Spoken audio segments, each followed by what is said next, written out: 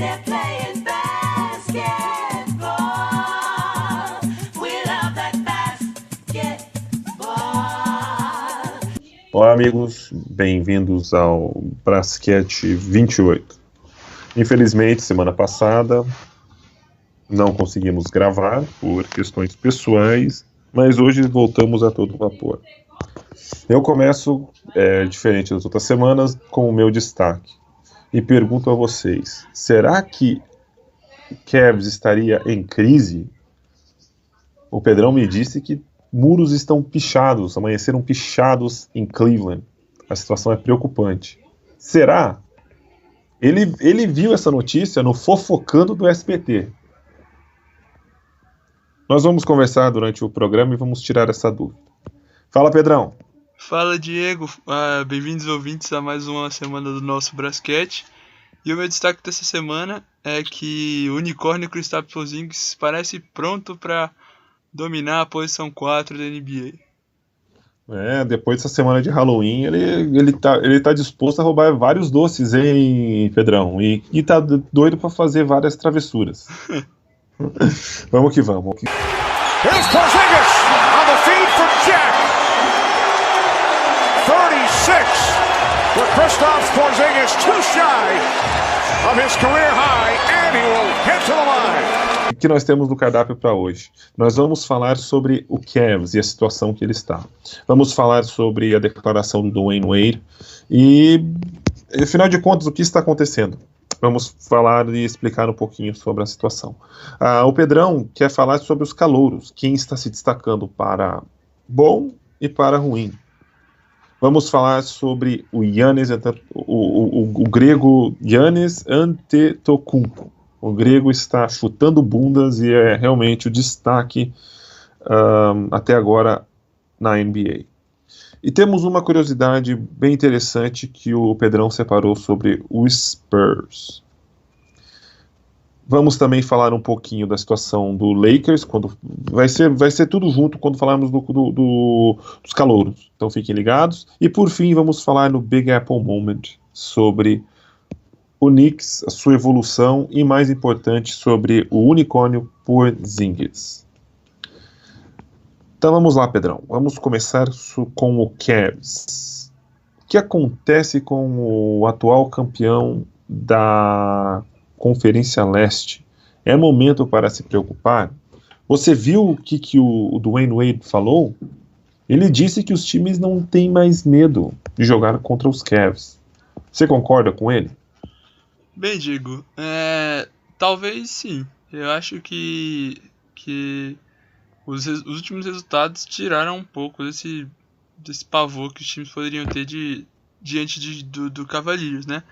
O time até começou os 4 primeiros jogos da temporada muito bem, fazendo o que era esperado, né? Ganhando na abertura contra o Boston, né, em casa, com boa performance do LeBron, faltando só uma assistência para ele chegar no triple-double. Também ganhou depois do Bucks, que é um time difícil da conferência. Ganhou bem, com quase 20 pontos de diferença. Aí começou a estranheza, né? Perdeu para o Orlando. Mesmo o Orlando estando avassalador nesse começo de temporada, né? Parece que finalmente esse time vai para frente, porque, por exemplo, ganhou do Cavs por mais de 20 pontos de diferença. Aí depois o time se recuperou contra o Bulls, mas agora são 4 derrotas em seguidas. E para times que ninguém espera que vão brigar muito lá em cima. Bem lá embaixo, por sinal. Vamos ser sinceros, né?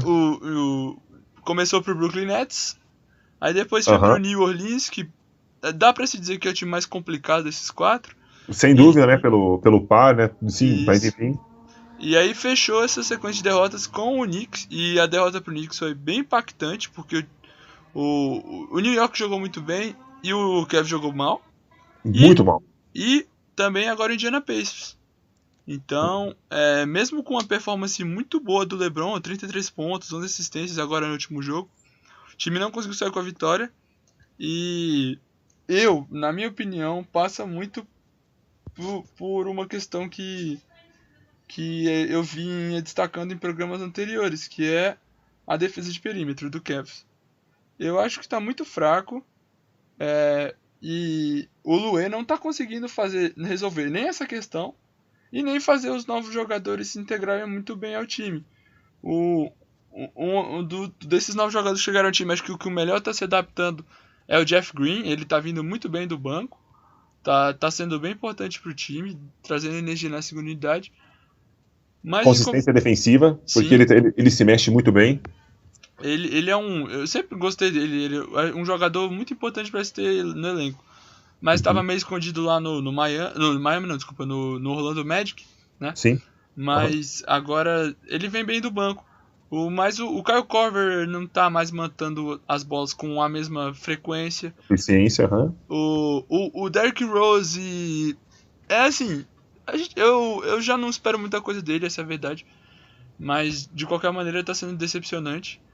E o LeBron tá tendo que jogar. Jogou de armador, uma coisa que não fazia há muito tempo nessa temporada. E é isso. De qualquer maneira, o Luê não tá conseguindo equilibrar esse time o suficiente pra ele voltar a ganhar. E não são derrotas assim, simples, não. São derrotas de quase 20 pontos que podem pesar lá no final numa briga de mando de quadra e esse tipo de coisa. Mas é o exagero quando o torcedor do Cleveland diz que é para se preocupar. Você se preocuparia nesse início de temporada onde vários outros times também, desses que, vamos citar até o Golden State Warriors, está passando por dificuldades nessa de início. É motivo para o Cleveland se preocupar com isso? Não é motivo para já sair pensando em fazer alguma troca, eu acho que não nesse sentido. Tanto que a pique é inacreditável, que eles estavam dizendo que a pick do Nets vai ser fundamental porque o time está precisando de ajuda. E também veio outra piada, né, que o Cavs conseguiu essa pick do Nets, mas a própria pick deles vai ser melhor do que a do Nets. Não, gente, por favor, né? Mas a gente sabe, né, que no final é praticamente impossível o Cavaliers não chegar aos playoffs.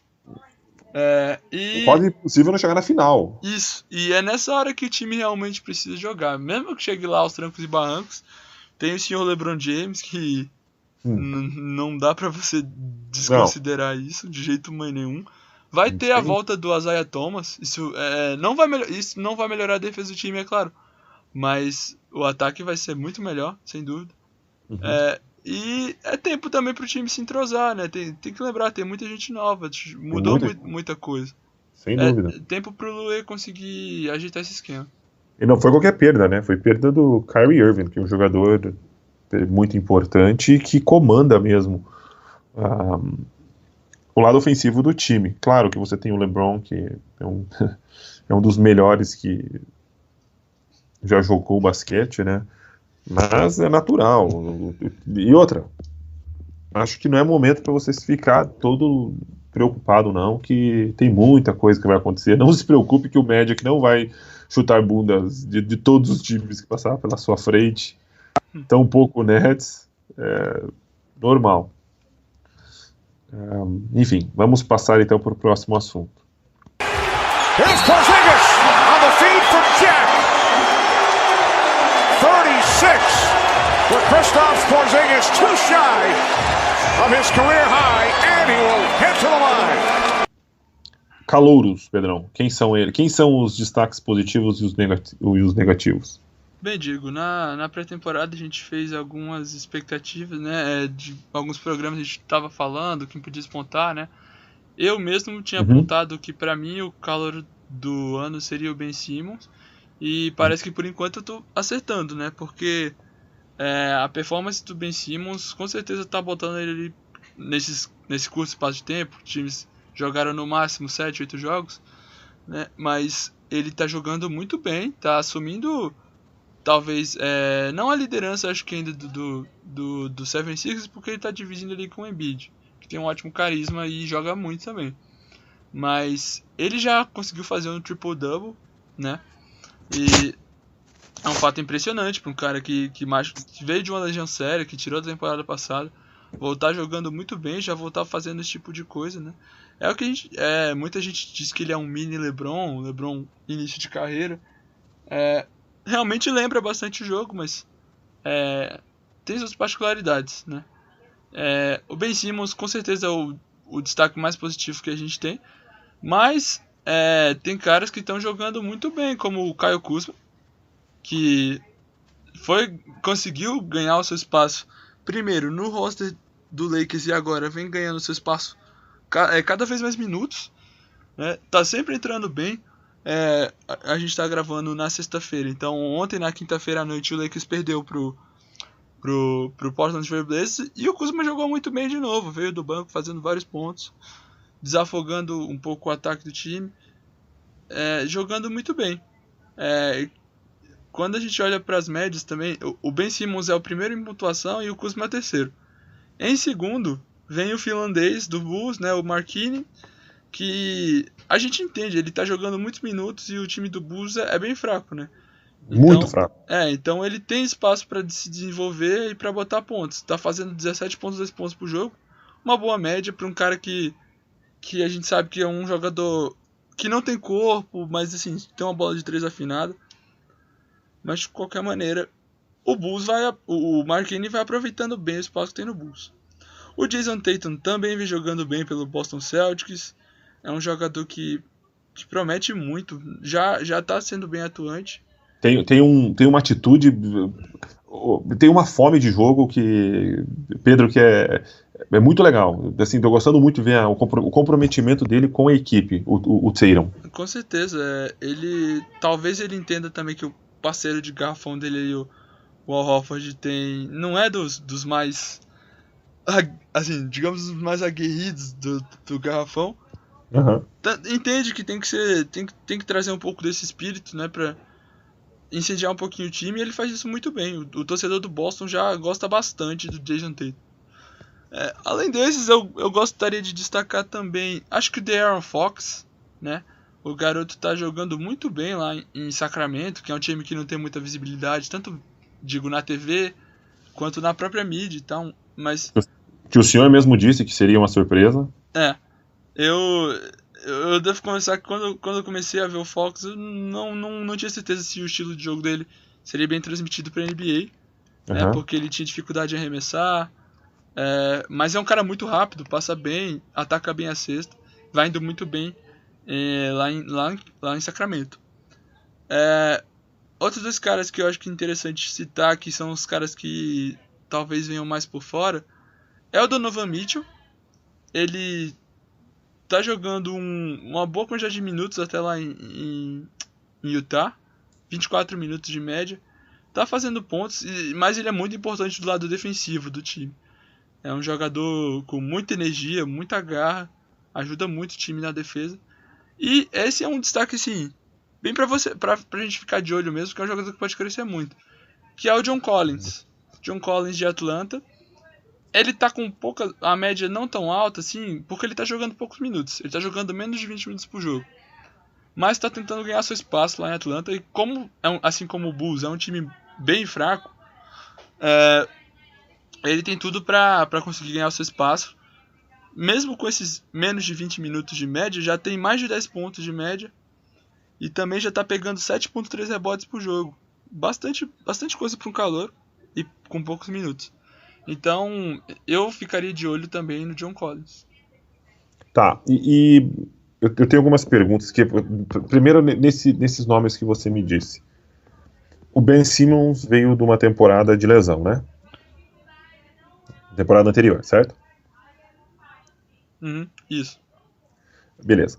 Ele está jogando o quê? 35 minutos por partida? O Ben Simmons, ele tem... um pouquinho mais que 35, 34,8, né? Digamos, 35. Isso não preocupa? Em que sentido, Diego? Na questão física dele. Veja, 35 minutos para um calouro jogando, um calouro com o histórico dele. Não digo nem só pelo histórico dele, o histórico da franquia, que daqui a pouco nós vamos falar do Futs, que está com uma situação meio complicada lá. Gente, o Embiid tá com minuto reduzido. Já passou, o Okafor esses dias estava machucado. Agora o Futs. Vamos esperar o Simmons cair para fazer alguma coisa? Ué. É complicado, né, Diego? É óbvio que tem esse lado de ter o medo do cara se machucar de novo, mas ele tá jogando muito bem e quando você olha ele em quadra, parece que ele tá 100%, assim, não parece que ele tá se poupando nem nada. Então eu acho que se eles estão dando essa quantidade de minutos pra ele é porque ele realmente tem condições de tá jogando isso sem sentir no futuro. E joga com uma facilidade tremenda, o Ben Simmons, né? Meu Deus, como tem uma facilidade de jogar ele. Ele tem uma técnica muito refinada, os passes dele são muito bons, a visão de jogo, é um jogador muito completo. Quem diria, pense comigo, há uns 2 anos atrás, 3 anos atrás, que você escutaria algo assim. É legal e eu espero ver jogos do 76ers. Se alguém diz isso pra você, você diz, esse cara está bêbado. Não é verdade? Com certeza. Mas o processo vai dando seus frutos, né? Tomara que dê mesmo, porque, poxa, todo aquele tempo perdendo e sendo uma desgraça de ver jogo, agora tá legal, pô. Tomara. Mas, aproveitando então, já vamos falar do Futs. Afinal, qual que é a lesão do Futs? O que tá errado com o Futs? Bom, Diego, pelo que eu li, era alguma coisa em relação ao seu ombro, né? E parece que o Sixers cometeu a besteira de tentar forçar um pouquinho ainda, porque muito se questionou no começo, nos 2 primeiros jogos da temporada, que a mecânica dele de lance livre estava muito estranha. E aí depois veio essa notícia de que ele estava jogando meio que no sacrifício ainda. Pode ter agravado um pouquinho a situação dele, né? Então, bom, se realmente o time tiver botado ele no sacrifício, foi uma besteira tremenda. Porque é melhor... Se eles resolveram segurar 2 anos o Embiid, segurar 1 ano o Ben Simmons, por que tentar queimar o moleque agora, né? Mesmo que o time tenha a chance de playoffs e tal, não vale a pena. Mas de qualquer maneira, quando a gente olha aqui nas médias, o Markel Fultz está em 10º, ele teve só 6 pontos 6 pontos por jogo, jogando 19 minutos, né? Uhum. Então ele ainda precisa se adaptar, com certeza. Também não deu muitas assistências, foram 2 assistências por jogo e 2 rebotes por jogo também. Então, quando teve em quadra, foi mais assim foi legal vê-lo em quadra, né? A pick 1, com certeza. Mas ele não foi efetivo, não. Não dá pra dizer que ele foi efetivo quando esteve em quadra. Não, se você olhar, se você pega a tabela, dá uma olhadinha no número dele de field goal, você vai dizer, poxa, ele tá arremessando mal. Ok. Agora você olha a partida.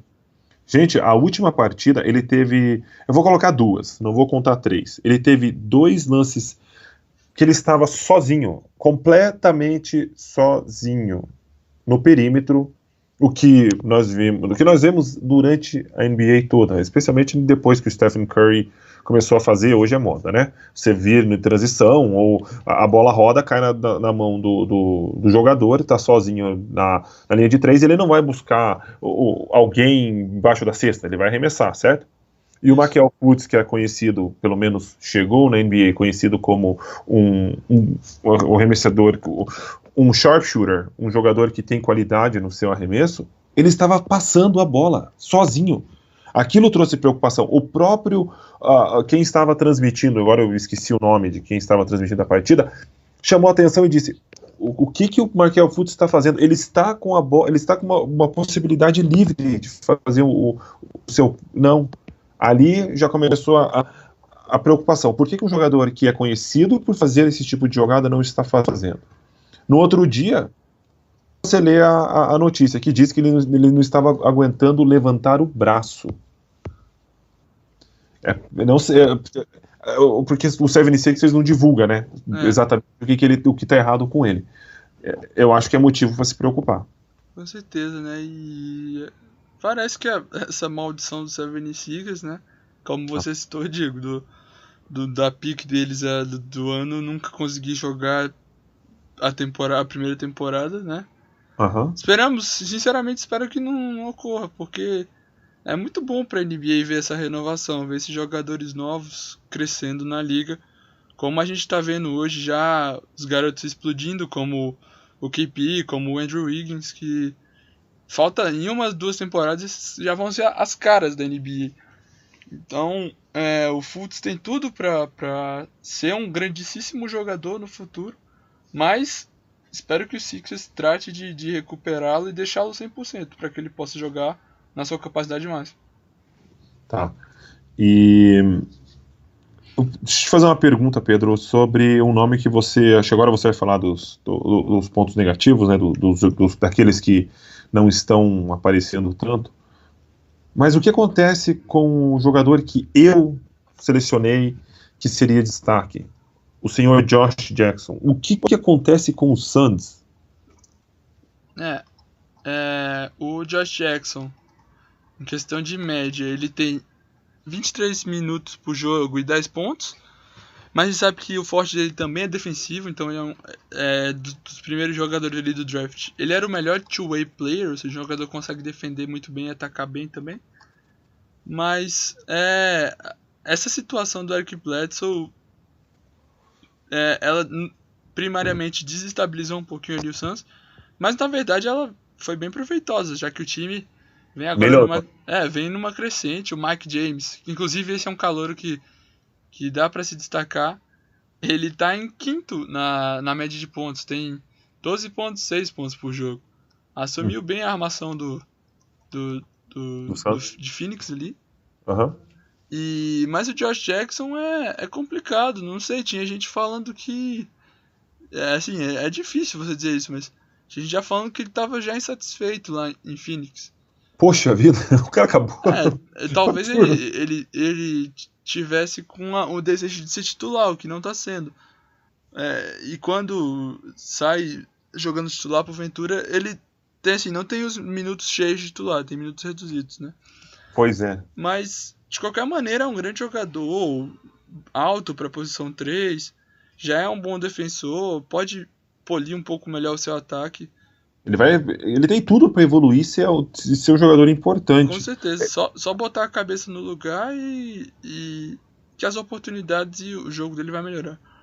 Eu também quero aproveitar e também, gente, falar a mesma coisa que eu falei no último programa em relação ao que o Charles Barkley falou do Phoenix. Gente, como pode? A administração desse time manda o técnico embora, a situação do Bledsoe vem em público, é uma bagunça, tá parecendo o Knicks, é incrível, tá parecendo o Knicks, e no Knicks a gente pode falar com toda a propriedade, né? É bagunça do nível máximo. E agora parece que eles estão tentando trazer o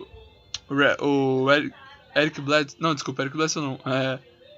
Qual é o nome do armador do Detroit? O Reggie Jackson? Isso, Reggie Jackson. Ele pro lugar do Eric Bledsoe. Isso é o que mais se fala. É um absurdo chutar uma coisa dessa. Se for apenas troca de Reggie Jackson por Bledsoe, oh meu Deus. Gente, eu não sei qual é a tua opinião, Pedrão, mas a minha é que tem que ter essa história tá pela metade, tem que ter mais alguma coisa aí. Quem sabe vão levar o Chandler, não sei. Eu ouvi dizer que seria uma troca tripla, né? Eles estão procurando um terceiro time pra fechar essa troca aí, pra ter mais valores envolvidos. Tá. Enfim, e os destaques negativos, Pedrão? Tem algum que você quer chamar a atenção que não está... Veja, você falou em todos esses jogadores, você não falou no Lonzo Ball. Por quê? Eu não diria que o Lonzo é um destaque negativo. Eu diria que ele está muito inconstante, por enquanto. O que é natural, porque são calouros. Além do mais, o Lonzo tendo toda essa mídia em cima dele, muito resultado primeiro, dele estar jogando no Lakers, que é um time de grande torcida e grande mídia. Segundo, o seu pai contribui muito para isso, né? Falar que ele seria o calouro do ano, que ele levaria o Lakers aos playoffs. E a gente viu que na estreia ele não foi muito bem na sua estreia na NBA, mas já no seu segundo jogo jogou muito bem, beirou o triple-double. Faltou bem pouquinho para isso. Mas, por exemplo, ontem mesmo contra o Portland, ele saiu sem nenhum ponto. É verdade que não tentou muitos arremessos, foram só 2, mas de qualquer maneira não fez pontos e fez apenas 4 assistências e 3 rebotes. Então, e ele não ficou assim pouco tempo em quadra, ele ficou um pouco menos que 30 minutos em quadra. Então é estranho, né, pro calouro do Lakers, da segunda pick do draft. Mas de qualquer maneira não é caso para se desesperar. Acho que é uma inconstância natural. Tem muita pressão sobre o Lonzo. Acho que ele de todos os calores, ele com certeza é o mais pressionado da NBA inteira. E isso vai ser natural, vai ter dias que eles não vai jogar bem. E assim, outro jogador que também vejo na mesma situação, que apesar de não... mas assim, com exceção da pressão, que aí eu vejo que ele não tem pressão, é o Dennis Smith Jr., que tá inconstante ainda nas suas atuações. Ele tem a 7ª média de pontos, com 12,3 pontos por jogo, e jogando 28 minutos, né? Ele também acumula 5 assistências por jogo e 3 rebotes. São números bons para sua minutagem, mas no mesmo caso do Lonzo, ele já teve jogos que ele fez praticamente nenhum ponto, e já teve jogos que ele fez para mais de 20.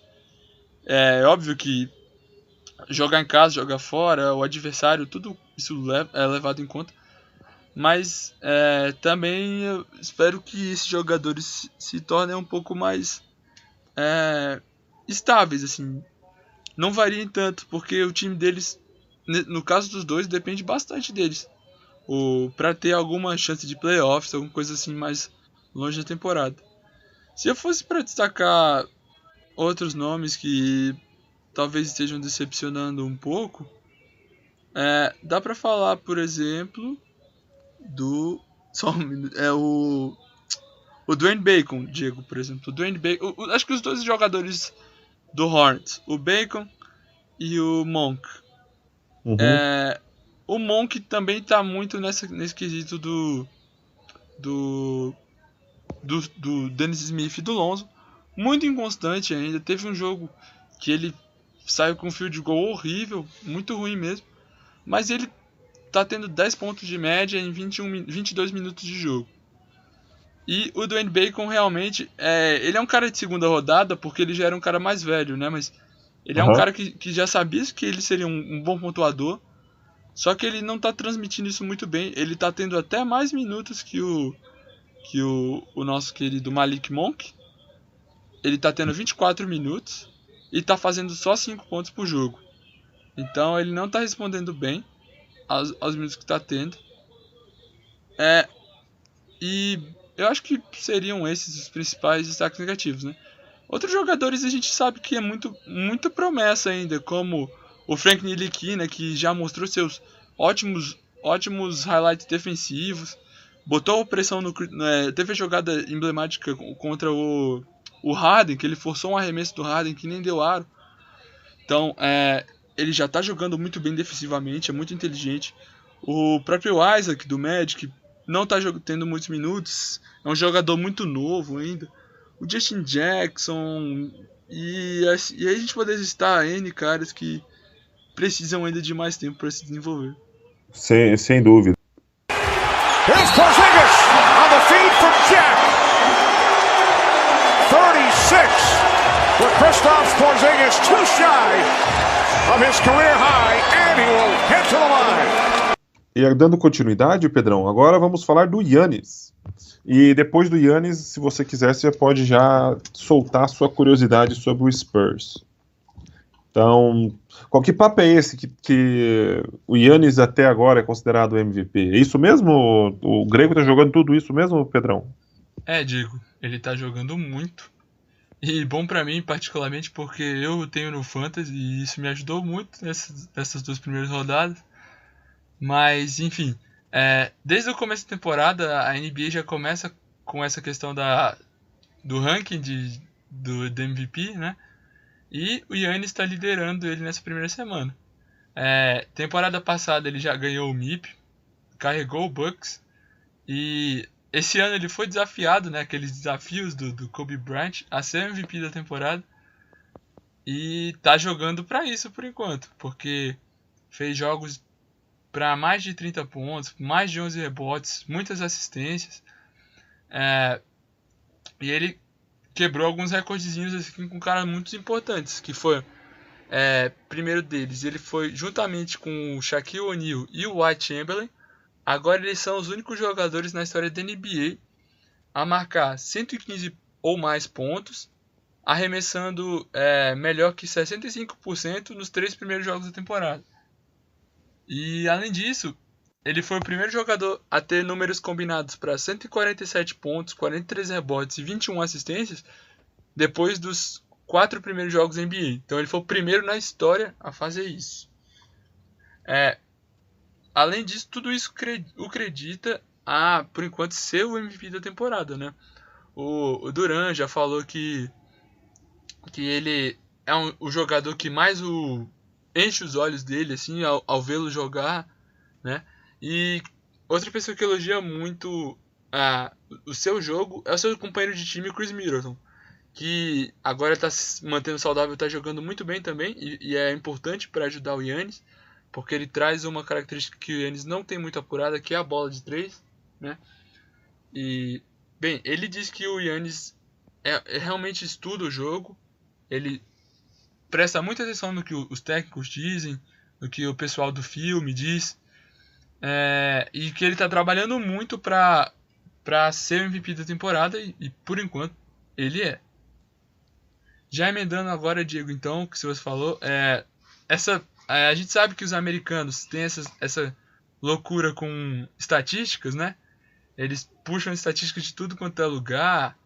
O primeira vez que isso aconteceu, num dia ensolarado, às 3h45, esse tipo de coisa bem, bem louca. E numa dessas estatísticas malucas que eles têm, né? E essa é bem impressionante.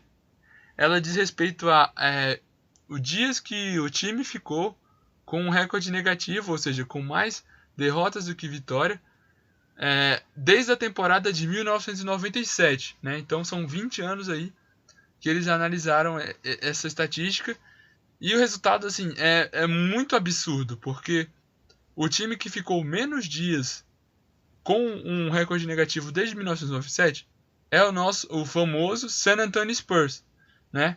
Que ficou com apenas 48 dias em recorde negativo.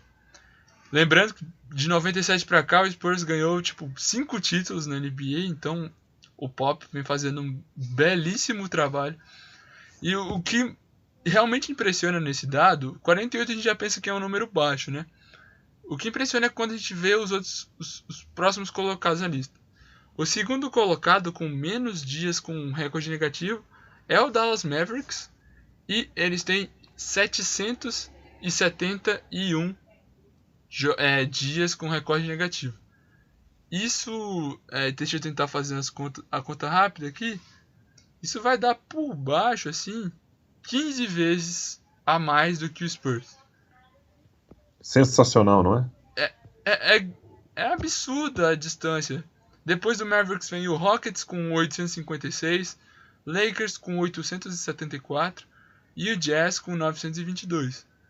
Então isso só mais um detalhezinho para mostrar esse trabalho incrível que o Pop vem fazendo ao longo dos anos, que às vezes tem um jogador importante que já está mais veterano, mas consegue encontrar jovens para substituí-lo bem. Foi assim quando o Robinson, quando o Tim Duncan assumiu o posto do Robinson, que posteriormente o Manu veio como um jogador muito importante, Tony Parker, depois eles descobriram o Kawhi Leonard, e hoje ele é o cara do time, e mesmo com ele machucado, o time continua vencendo, continua dando trabalho para os caras lá de cima, e nunca podemos deixar de acreditar no San Antonio Spurs. Uau. Assim, só para deixar meus 2 centavos nessa situação, Giannis MVP tá jogando muito, a evolução do Bucks é legal, mas é muito cedo ainda, tem que ter paciência porque a temporada é muito longa, hein? Agora, esses números do Spurs, não tem nem o que falar, né, Pedro? É um absurdo. E isso vale lembrar que o Spurs fica no oeste, não no leste, que é uma mãe, não é? Com certeza. Mas, enfim, prosseguindo, vamos falar então no momento Big Apple Moment. Anywhere it's up to you, New York, New York. Então, Pedrão, o que você tem a dizer sobre o Knicks? Qual que é a sua avaliação até agora? O que você está achando desse novo Knicks? Diego. Bom, o Knicks, nesse começo de temporada, os torcedores já têm em mente que talvez não é essa temporada para brigar para os playoffs. Muito provavelmente vai ser um feito extraordinário na realidade se isso acontecer, chegar em playoffs, coisas do tipo.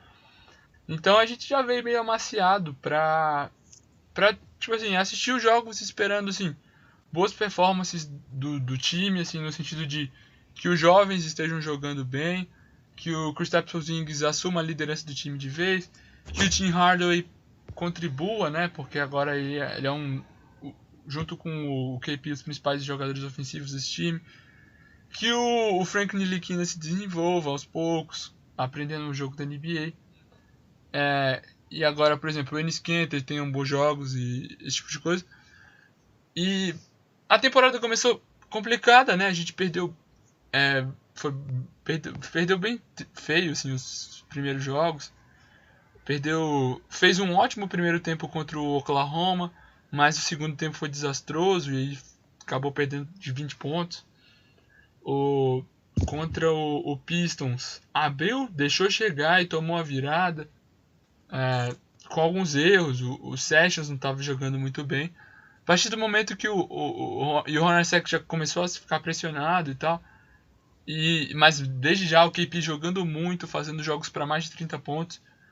O Tim Hardaway começou muito mal a temporada, arremessando mal, errando bastante.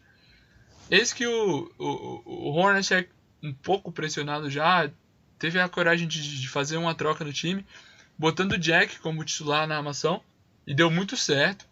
O Knicks começou a jogar bem melhor, muito mais organizado. O Frank, que perdeu uns 2 primeiros jogos, se eu não me engano, na temporada com a lesãozinha,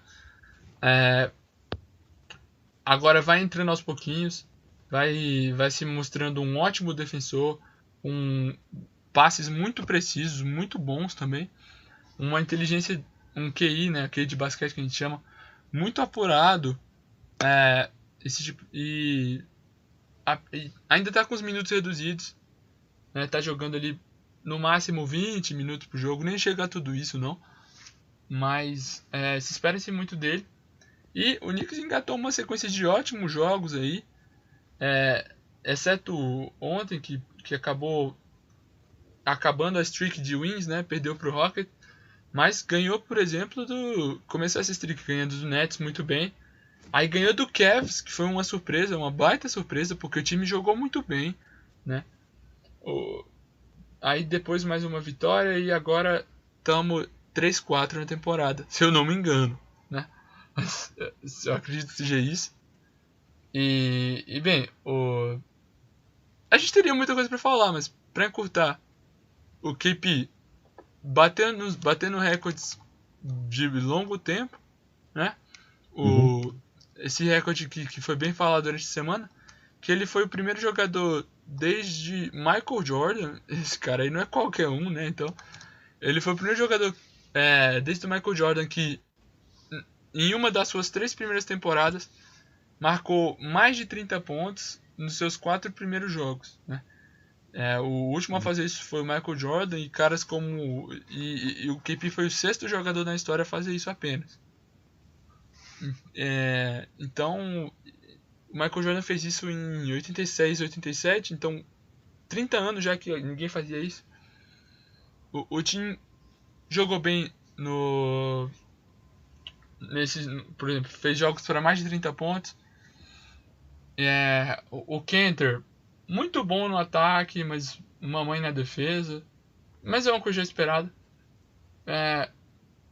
Enfim, esse monte de pensamentos outros, para resumir, é um time que me agrada ver jogar.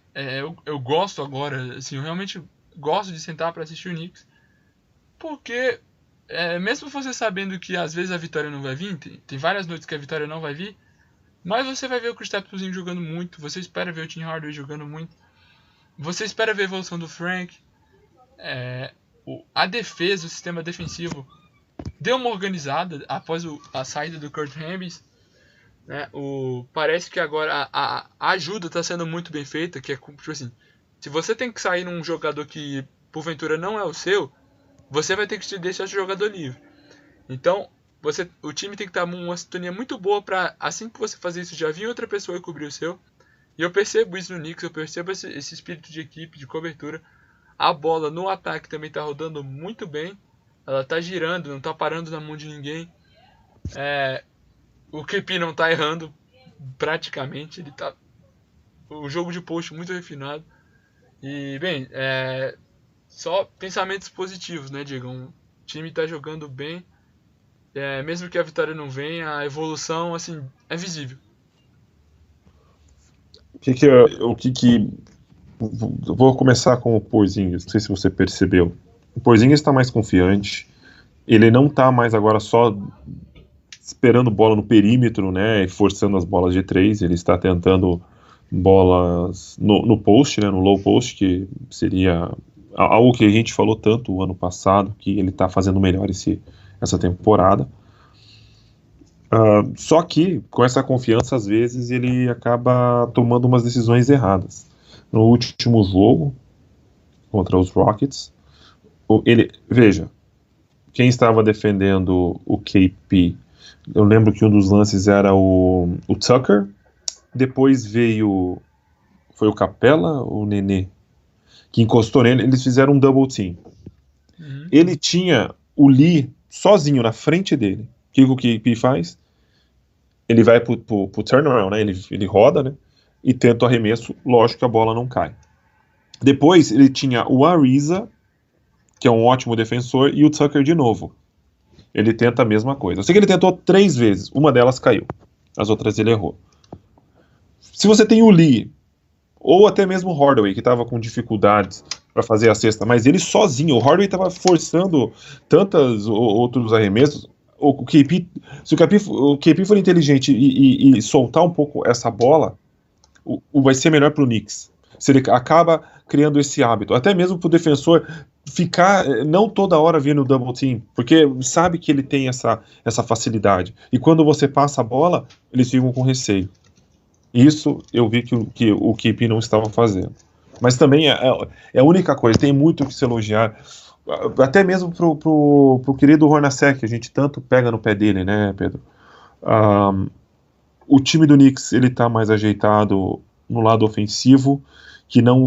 Depois que saiu o abençoado triângulo que você tanto gostava, os sets começaram a aparecer, né? O time começou a criar mais jogadas, o KP está num lugar mais seguro, mais confortável, e no lado defensivo você vê o time mais ligado.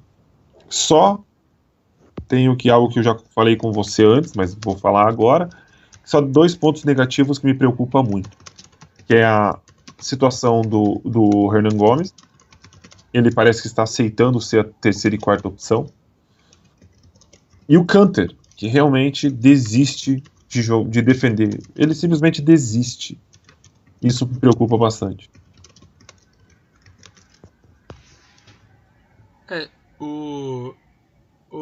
Essa parte do Hernangomez, Diego, me deixou, no mínimo, curioso, vamos dizer. Porque ele terminou bem a temporada e...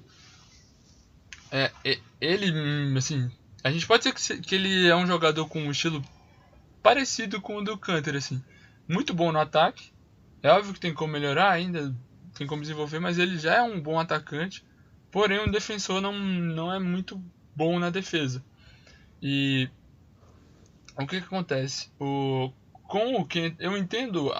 primeiro, mesmo que o Willie tivesse, assim, dando gás, óbvio que ele teria esses minutinhos. Mas eu entendo que se você tira o Kanter e põe o Willie, por exemplo, é praticamente você só trocar um jogador descansado por um jogador cansado por um descansado, né? Vai manter a mesma característica. Enquanto isso, o Kyle Quinn, que é um cara que ele tem os seus defeitos, ele não é o jogador mais inteligente, mas ele é um guerreiro. Ele tem muita energia, ele briga toda a bola, ele pula em todo o rebote, ele contesta todo mundo que entra no garrafão. E E é inegável que ele fez partidas muito boas nesse começo de temporada. O Hornacek chegou a falar que o Willie perdeu espaço na rotação por causa da sua performance, tanto nos jogos de pré-temporada quanto no training camp.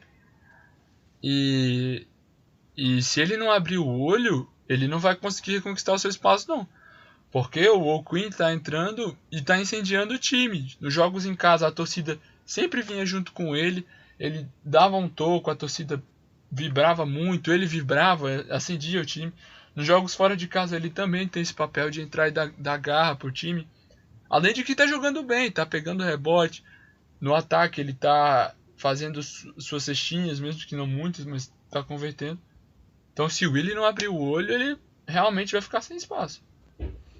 E outro ponto, outra coisa também que a gente, meu Deus, eu não sei como eu não vou fazer julgamento antes de entender o que é que o Hornacek está tentando fazer.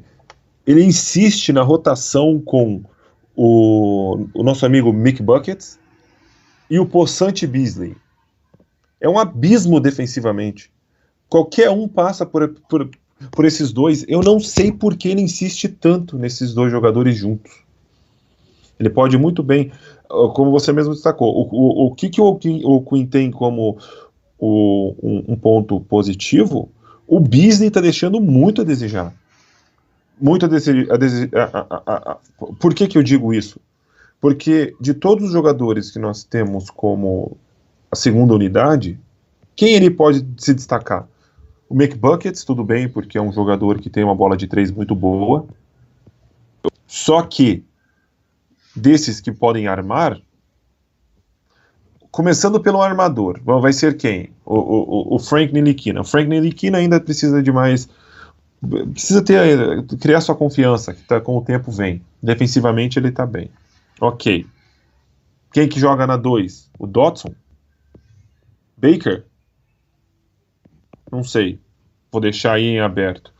Quando você fala na 3, vem o Mick Buckets, depois o Beasley e o Kyle Quinn. Olha esses jogadores. Me Tem diga. o Lance Thomas também, Diego. Sim, mas veja, tudo bem. Vamos colocar o Lance Thomas. Por mais que você coloque o Lance Thomas, aí faz mais sentido você então tirar o Beasley e colocar o Thomas. Só que qual que é o problema quando você fala isso? Porque o Beasley consegue o seu arremesso, certo? Uhum. Mas o problema é que na defesa fica lá o coitado do O'Quinn se matando para ajudar o Mick Buckets, que eu chamo, né? O McDermott. Sim.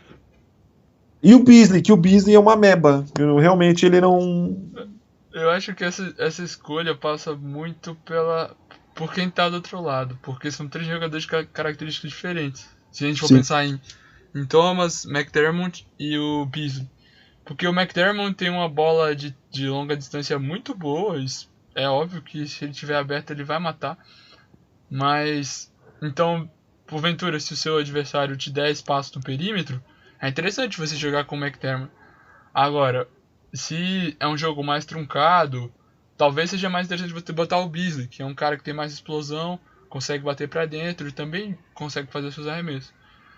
Mas se porventura do outro lado você tiver um jogador da posição 3, 4 muito bom ofensivamente, é importante você às vezes trazer o Lance Thomas para defendê-lo. Mesmo que você perca um pouco no ataque, você vai limitá-lo na defesa.